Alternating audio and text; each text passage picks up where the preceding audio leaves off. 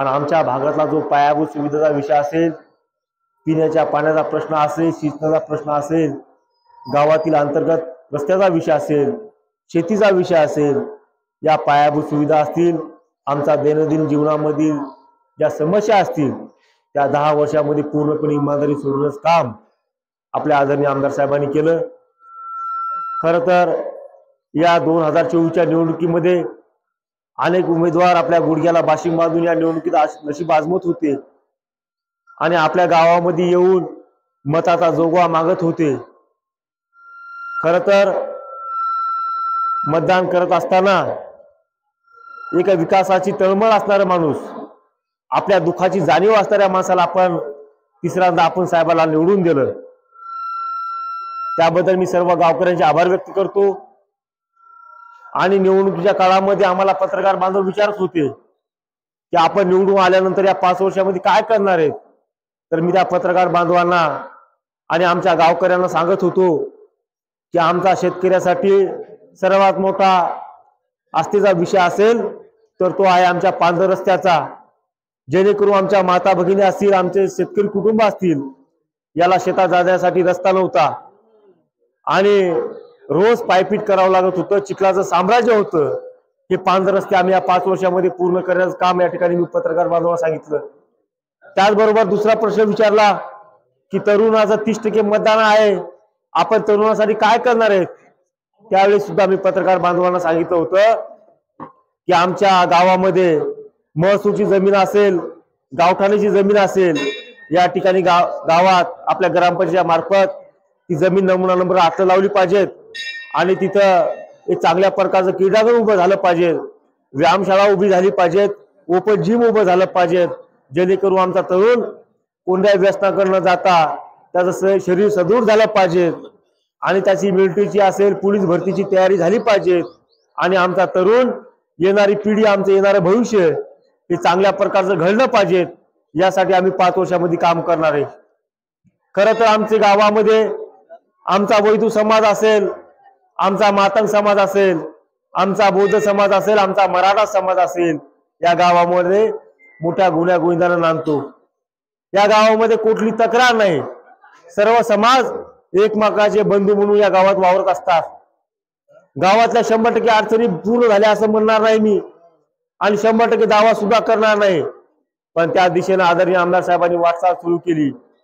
आमच्या गावातल्या धार्मिक स्थळाचे सभागृह असतील, आमच्या गावातल्या सिमेंट रस्त्याचे विषय असतील, आमच्या गावातल्या पांढर रस्त्याचे विषय असतील, हे 100% या 5 वर्षामध्ये पूर्ण करणार आहे।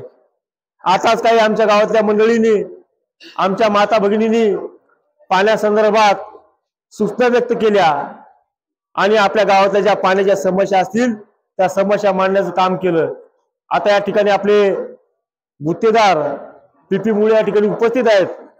मी पीपी मुळेंना विनंती करतो आणि सूचना सुद्धा देतो की मार्चच्या अगोदर आपल्या गावाचा पाण्याचा प्रश्न मिटवावा। खरं तर ही जल जीवन सारखी योजना, कारण की आपल्या पूर्ण भारतामध्ये योजना आहे, आदरणीय नरेंद्र मोदी साहेबांनी योजना राबवली, जेणेकरून 25 वर्ष ही योजना जर आमची कंप्लीट जर नाही झाली तर आम्हाला 25 वर्ष टँकरची सुद्धा सुविधा उपलब्ध होणार नाही पीपीची। त्यामुळे चांगल्या प्रकारची योजना चालू करून द्या आणि सर्वसामान्य माणसाला, गोरगरीब माणसाला त्याच्या घरापर्यंत पाणी पोहोचलं पाहिजे, यासाठी आपण या मार्चच्या अगोदर काम करावं। तुम्हाला जिथे जिथे शासन स्तरावर अडचण येईल, प्रशासन स्तरावर अडचण येईल, आम्हाला सांगा, मी तुमच्या सोबत येऊन ती अडचण दूर करण्याचं काम या ठिकाणी करणार आहे। खरं तर हे गाव भारतीय जनता पार्टीच्या विचाराचं गाव आहे, हे कमळाच्या फुलाच्या विचाराचं गाव आहे, हे आमदार साहेबांच्या विचाराचं गाव आहे, म्हणून या गावाला कोणती अडचण पडता कामा नये। आपल्या ज्या काही अडचणी असतील, पांढर रस्त्याच्या अडचणी असतील, आमच्या सभागृहाच्या अडचणी असतील, या 5 वर्षामध्ये पूर्ण करण्याचं काम आम्ही या ठिकाणी करणार आहे। मित्रो, ही निवडणूक अतिशय खरतर निवडणूक होती।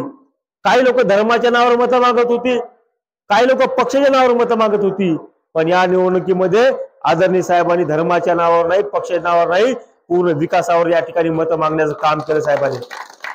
कधी आम्ही जात धर्म विचारत नाही, कधी पक्ष विचारत नाहीत। आदरणीय साहेब नेहमी सांगत असतात, मी निवडणुकीपुरता 15 दिवस भारतीय जनता पार्टीचा उमेदवार आहे, निवडणूक झाल्यानंतर मी पूर्ण मतदारसंघाचा आमदार आहे म्हणून आपण आमदार म्हणून आमच्या गोरगरीब सर्वसामान्य माणसाची सेवा केली पाहिजे, हे साहेबांचं ब्रीद वाक्य आहे. आपल्या जे काही अडचणी असतील, पिण्याच्या पाण्याचा प्रश्न असेल, तुमच्या सिंचनाचा विषय असेल, या 5 वर्षामध्ये पूर्ण करण्याचं काम आम्ही या ठिकाणी करणार आहे. मित्र, खरं तर आपण एका आशेपोटी आमदार साहेबाला मतदान केलं. तुमच्या आशेचं ओझं आमच्या खांद्यावर घेऊन या 5 वर्षामध्ये आमच्या गोरगरीब जनतेची सेवा करणार आहे. मित्र, खरं तर आमचा मातंग समाजाने भरपूर प्रमाणात आशीर्वाद दिला. आमच्या वैदू समाजाने खूप मोठ्या प्रमाणात आशीर्वाद दिला. आमच्या मराठा समाजाने सुद्धा खूप मोठ्या प्रमाणात आशीर्वाद दिला. मला वाटत नाही की आपल्या मतदारसंघामध्ये बन नंतरचं सर्वात मोठं मतदान देण्याचं गाव म्हणजे आमचं खंबाळा गाव आहे. माझ्या आडगावात सुद्धा काही प्रमाणात मतं विरोधात दिली असतील, पण माझ्या खंबाळा वासियांनी 100% मतदान करण्याचं काम केलं. मित्र, खरं तर आपल्या सरकारनं मुख्यमंत्री लाडकी बहीण योजना आणली आणि आमच्या लाडक्या बहिणीला 1500 रुपये वेतन देणारी योजना आणली आणि आमच्या माता भगिनीचा संसार चांगल्या प्रकारे चालला पाहिजे, तिचा संसाराचा गाडा चांगल्या प्रकारे चालला पाहिजे म्हणून आपल्या सरकारनं आमच्या लाडकी बहिणीला 1500 रुपये वेतन दिलं. आणि या योजनेच्या माध्यमातून आमच्या महिला कशा सक्षम होतील यासाठी सुद्धा आपल्या सरकारनं काम केलं. आणि आमच्या माता भगिनीने या निवडणुकीमध्ये आपला भाऊ बिमार असला तरी, जरी साहेब सांगतात मला 2 सख्या बहिणी येतात आणि या गावात सुद्धा माझी एक सख्खी बहीण आहे, त्याच पद्धतीने या गावात सुद्धा माझ्या सर्व प्रकारच्या बहिणी माझ्या आहेत. त्यामुळे आमच्या बहिणीनं आदरणीय साहेबांचं संरक्षण करायचं. जसं माझी शेवंताबाई आत्याबाई आहे, माझ्या वडिलाची बहीण आहे, शेवंताबाई सारख्या माझ्या सर्व या गावातली माझ्या माता भगिनी साहेबाच्या पाठीमागे राहून साहेबांना भरपूर आशीर्वाद देण्याचं काम केलं. आणि या निवडणुकीमध्ये आपण भरपूर आशीर्वाद दिला आणि निश्चितच आणि एवढा ऐतिहासिक विजय मिळाला. कारण की काही लोक आता काँग्रेसवाले विरोधीवाले बोंबलत आहेत की या सरकारनं, या भारतीय जनता पार्टीनं ईव्हीएम मशीन हॅक केली. मित्रो, Bharatiya Janata party EVM machine hack केली नाही, आमच्या लाडकी बहिणीने मशीन हॅक केली आणि भारतीय जनता पार्टीला मोठ्या ताकदीने यश मिळवून दिलं. आणि लगेच आपल्या सरकारनं निर्णय घेतला की आमच्या लाडकी बहिणीने जो आशीर्वाद दिलाय त्या आशीर्वादाचा सन्मान केला पाहिजे, तो आदर केला पाहिजे.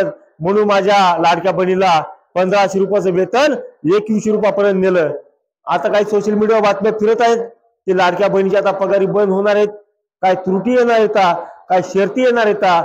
पण माझ्या लाडक्या बहिणीला मी या ठिकाणी आश्वस्त करतो की माझ्या लाडक्या बहिणीनं कधी असं होणार नाही. जोपर्यंत भारतीय जनता पार्टीचं सरकार आहे तोपर्यंत तुमच्या लाडक्या बहिणीच्या योजनेला कोणी धक्का बी लावू शकणार नाही. हे 2100 रुपयाचं वेतन सलग अखंड 5 वर्ष चालणार आहे. म्हणून मी या ठिकाणी लाडक्या बहिणीला सुद्धा सांगू इच्छितो, आमच्या गोरगरीब जनतेसाठी निराधाराच्या माध्यमातून आम्हाला आमच्या गोरगरीब समाज लोकांना सुद्धा या ठिकाणी न्याय देण्याचं काम करायचंय. त्याचबरोबर आपल्या सरकारची योजना आहे शेतकरी सन्मान योजना, त्या योजनेअंतर्गत सुद्धा आमच्या सर्वसामान्य शेतकऱ्यांना सुद्धा लाभ देण्याचं काम करणार आहे. अशा असंख्य योजना आहेत. या योजनेच्या माध्यमातून आमचा शेतकरी कुटुंब असेल, आमचा मजदूर असेल, याला सुद्धा विकासाच्या पर्वत आणण्याचं काम करायचंय. खरं तर नरेंद्र मोदी साहेबांचं स्वप्न आहे. नरेंद्र मोदी साहेब नेहमी सांगत असतात की भारतीय जनता पार्टी महायुतीचा जो विकास आहे तो आमच्या सर्वसामान्य माणसापर्यंत पोहोचला पाहिजे आणि आमचा जो गोरगरीब शेतकरी आहे, गोरगरीब मजूरदार आहे, त्याला केंद्रबिंदू मानून आपला विकास पोहोचला पाहिजे, तरच आमचा भारत देश महाशक्ती बनेल. म्हणून मी या ठिकाणी आपण जो आशीर्वाद दिलाय, जो आमच्या पाठीमागे जण आशीर्वाद या ठिकाणी उभा केला त्याबद्दल